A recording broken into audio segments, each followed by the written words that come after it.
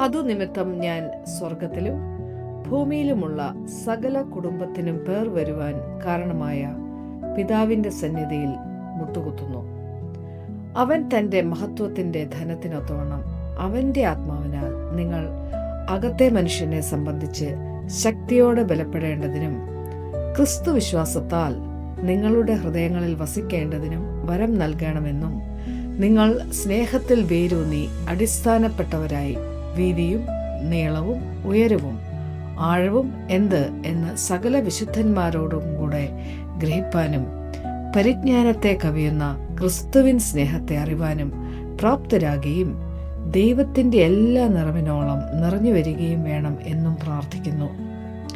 എന്നാൽ നാം ചോദിക്കുന്നതിലും നനയ്ക്കുന്നതിലും അത്യന്തം പരമായി ചെയ്യുവാൻ നമ്മിൽ വ്യാപരിക്കുന്ന ശക്തിയാൽ കഴിയുന്നവന് സഭയിലും ക്രിസ്തുയേശുവിലും എന്നേക്കും തലമുറ തലമുറയായും മഹത്വമുണ്ടാകട്ടെ.